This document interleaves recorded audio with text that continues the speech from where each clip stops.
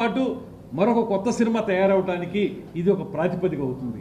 ఇలాంటి నేపథ్యంలో cinema release కాకముందే నువ్వు ఒక రకమైన జడ్జిమెంట్ నువ్వు ఇచ్చావంటే నువ్వు ఎంతమంది కుటుంబాలతో ఆడుకుందామని చూస్తూ ఉన్నావు. నువ్వు ఒక బాధ్యత గల మంత్రిగా పనిచేసావా ఆ రోజు అనేటువంటి మాట అడుగుతున్నాను. ఇవాళ ఒక బాధ్యత గల ప్రజాప్రతినిధిగా నువ్వు ఆ మాట మాట్లాడచ్చా? నీ స్థాయి ఏంటి? సినిమా రిలీజ్ కాకముందే ఆ మాట అన్నావంటే ఎంతమంది కుటుంబాలతో ఆడుకుంటున్నావు నువ్వు చూస్తూ ఉన్నావు. ముందుగానే నీ జడ్జిమెంట్ ఇవ్వడానికి నువ్వేమైనా దైవాంశ సంభూతుడివా? ఏ రకంగా మాట మాట్లాడతావు? అంతకుమించి మీ పార్టీకి సంబంధించిన వ్యక్తినే ఆ వ్యక్తి చనిపోతే పర్వాలేదనే విధంగా రాజకీయాలు నడుపుతున్న వ్యక్తులు నిన్న మాట్లాడినటువంటి అంశంలో ఏం మాట్లాడావు నువ్వు? చనిపోతే దాన్ని బట్టే ఈ రాష్ట్రం యొక్క పతనం ప్రారంభమవుతుంది, ప్రభుత్వం యొక్క పతనం ప్రారంభమవుతుందంట. అంటే చనిపోవాలని నువ్వు కోరుకుంటున్నావా? చనిపోవడం ద్వారా రాజకీయ ప్రయోజనాలు ఆశిస్తున్నావా నువ్వు? ఏమిటి నీ ఆలోచన? ఎక్కడైనా సరే నీ దగ్గర మానవత్వం లేదనేటువంటి మాట అనిపిస్తూ ఉంది. తర్వాత మేము డీజీపీ గారికి చెప్పి వీళ్ళందరినీ అరెస్టులు చేసేమన్నామని చెప్పేటువంటి మూర్ఖపు మాటలు మాట్లాడుతూ ఉన్నాం. మేము చెప్పింది ఈ సినిమాటోగ్రఫీ అనేటువంటి అంశం హోమ్ సెక్రటరీ గారి చేతుల్లో ఉంటుంది కనుక హోమ్ సెక్రటరీ గారు దీని మీద ఎంక్వైరీ చేసి ఎందుకు ఈ రకమైన వాతావరణం సృష్టించబడిందో తెలుసుకోండి అనేటువంటి విచారణ చేయమని కోరేని తప్పితే డీజీపీ గారు అంటే ఆయన లా అండ్ ఆర్డర్ చూసేటువంటి వ్యక్తి. ఆయన్ని మేము ఏదో మాట్లాడినట్టు అరెస్టులు చేసేమన్నట్టు నువ్వు వక్రీకరించి మాట్లాడితే నీకు ఉన్నటువంటి జ్ఞానం ఎంత? సినిమా విషయాల మీద నీకున్న పరిజ్ఞానం ఏంటి? దీన్నే అంటారు జంతు సమాన మూర్ఖత్వానికి నమూనా అని జంజాల గారు ఎప్పుడో అన్నారు. ఇలాంటి వాళ్ళని చూసే ఇలాంటి మాటలు మాట్లాడడం ఎంతవరకు సమంజసం? మేము కోరింది ఎవరైతే ప్రిన్సిపల్ సెక్రటరీ హోమ్ ఉన్నారో వారిని ఒక ఎంక్వైరీ చేయమన్నాం. ఎందుకు ఈ సినిమా రిలీజ్ సమయంలో ఇలాంటి వాతావరణం సృష్టించబడింది తెలుసుకోండి అన్నాం. దాన్ని బట్టి మేము భవిష్యత్తులో ఏ రకమైన కార్యాచరణ తీసుకోవాలో అనేటువంటి మాటని తెలియజెప్పడానికి మేము మాట్లాడిన తప్పితే డీజీపీ గారితో చెప్పాం, పోలీసులు పంపించి అరెస్ట్ చేయమన్నాం. ఏమిటికి తెలిసిన నాలెడ్జ్ ఏమిటి? నువ్వు మాట్లాడితే 4 మాటలు మాట్లాడి నీ టంగ్ ట్విస్టింగ్ తోటి ఏదో రకమైనటువంటి మాటలు మాట్లాడేచ్చు అనుకుంటే అది చెల్లదు. ఇవాళ ప్రజలందరూ గమనిస్తున్నారు. ఇవాళ అందరూ ముక్కు మీద వేలేసుకుంటున్నారు. ఫలానా వ్యక్తి చనిపోతేనే అప్పటితోనే నీ పత్రం ప్రారంభమవుద్ది అనేటువంటి మాట మాట్లాడారంటే అంటే మీ రాజకీయ ప్రయోజనాల కోసం మీ పార్టీ వ్యక్తి చనిపోవాలని మీరు కోరుకుంటున్నారా అని అడుగుతూ ఉన్నాము. ఇవాళ ఈ కూటమి ప్రభుత్వం మేము ఎక్కడైనా తప్పు ఉంటే దాన్ని చట్టపరంగా శిక్షించడానికి సిద్ధంగా ఉన్నాం తప్పితే వ్యక్తులు చనిపోవాలని కోరుకునే వాళ్ళం కానే కాదు. శిక్ష అనుభవించవలసి వస్తే అనుభవిస్తారు, తప్పదు. దానికి ఒక పద్ధతి ఉంటుంది.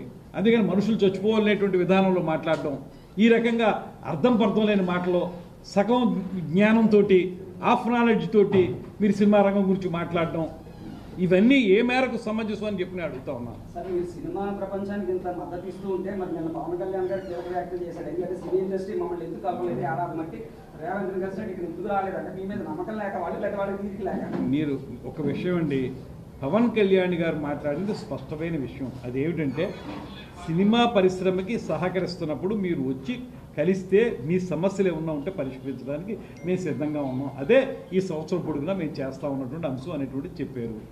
కలవాల్సిన అవసరం ఉందనేటువంటి మాట చెప్పారు. మేము చెప్పడం ఏంటి? ఇవాళ సినిమా ఇండస్ట్రీలో సుప్రసిద్ధ నిర్మాత అరవింద్ గారు కానీ ఇతరత్ర నిర్మాతలు కానీ వారు కూడా చెప్తున్న మాట ఏంటంటే మీరు విన్నారు కదా, వారు చెప్పింది కూడా కలవాల్సి ఉంది. ఎందుకు కలవలేదు? అది కలవకపోవటం అనేది ఇక వారి విద్యతకు వదిలేసాం. అదే చెప్తున్నాం. అలా కలవలేదని ఏనాడైనా మేము సినిమా పరిశ్రమకు వ్యతిరేకంగా నిర్ణయాలు తీసుకున్నామా? మీరు ఒక మాట ఆలోచించండి.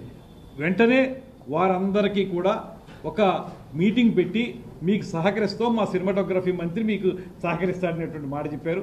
తర్వాత నేను సినిమాటోగ్రఫీ మంత్రిగా వారందరికీ ఒక లేఖ రాశాను. మనందరం కలిసి కూర్చుని మీ సమస్యలు ఉంటే పరిష్కరిద్దాం అనేటువంటి లేఖ ఛాంబర్ వారికి వాళ్ళందరికీ కూడా రాయడం జరిగింది. అదేవిధంగా మరో మాట చెప్తున్నాం, ఇవాళ ఒక కొత్త పాలసీని తీసుకురావడానికి కూడా ఈ ప్రభుత్వం సిద్ధంగా ఉంది. ప్రతిసారి మీరు ఎవరుంటే ఆ ప్రభుత్వం ఉంటే వాళ్ళ దగ్గరికి వెళ్ళి దేహి అని అడగక్కర్లేదు.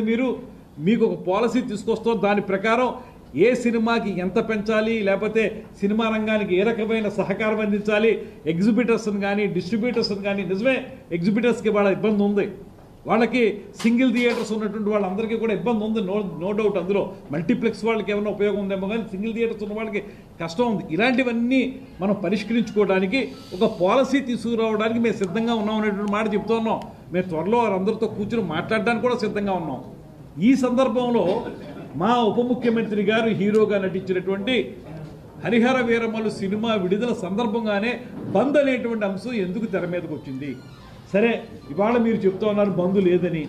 అసలు మీరు ఈ మాటని ఆ టాపిక్ బయటకు వచ్చినప్పుడు ఏదైతే మీకు సోషల్ మీడియాలో కానీ మీడియాలో కానీ అది సర్క్యులేట్ అవుతూ ఉందో ఆ సమయంలోనే ఎందుకు స్పందించి ఆ ఛాంబర్ వారు ఆ మాట చెప్పలేదు? చెప్పుండాలి కదా ఆ మాట. చెప్పుంటే ఈ సమస్య వచ్చే ఉత్పన్నం ఏమి ఉండేది కాదు కదా. మీరు ఇప్పుడు తీసుకున్న నిర్ణయమే అప్పుడు చేస్తుండొచ్చు కదా. నేను మాట్లాడేది ఏంటంటే ఇవాళ ఇంత మంచి వాతావరణం ఉన్నప్పుడు మాకు ఎవరితో సంబంధం లేదనేటువంటి మాట మాట్లాడుతున్నటువంటి దామోదర్ ప్రసాద్ గారి మాటలను కానీ, దీని ద్వారా రాజకీయ లబ్ధి పొందాలనుకుంటున్నటువంటి ఒక మాజీ మంత్రి వైఎస్ఆర్సీపీ వ్యక్తి గురించి కానీ నేను చెప్పేది ఒకటే, మీరు వాస్తవాన్ని గ్రహించి ముందుకు రండి. ఇవాల్టి వరకు ఏనాడైనా ఏ సినిమాకి సంబంధించి అయినా సరే మీకే చిన్న ఇబ్బంది అయినా కల్పించామా మేము? లేకపోతే మీరే అడుగుతున్నట్లుగా మీ మీడియా వారు అడుగుతున్నారు, వాళ్ళు రాలేదనేటువంటి ఉద్దేశంతో ఏనాడైనా మీకు అన్యాయం చేసామా? ఎప్పుడైనా సరే మీ సినిమాకి సంబంధించి విడివిడిగా మీరు వచ్చినా కూడా మీకు సహకరించాం, మీ ప్రైస్ హైక్ కావాలంటే చేసి పెట్టాం, షూటింగ్లకు అనుమతులు ఏర్పాటు చేసాం, ఎక్కడా కూడా మీరు రాలేదనేటువంటి మాట మేము పెట్టుకోలేదే. దీన్ని గ్రహించమని చెప్పి కోరుతా ఉన్నాం. అందరూ కలిసికట్టుగా మీరు రండి. ఎగ్జిబిటర్స్ కానీ, డిస్ట్రిబ్యూటర్స్ కానీ, నిర్మాతలు కానీ అందరూ కలిసి వస్తే ఈ ప్రభుత్వం సంపూర్ణంగా సహకరించడానికి ఎల్లవేళ సిద్ధంగా ఉంది. ఇవాళకి కూడా అదే మాట మీద నిలబడుతున్నాం మేము. మా ముఖ్యమంత్రి గారు ఇది బయట ప్రచారాలండి. ఆ నలుగురు అనేటువంటి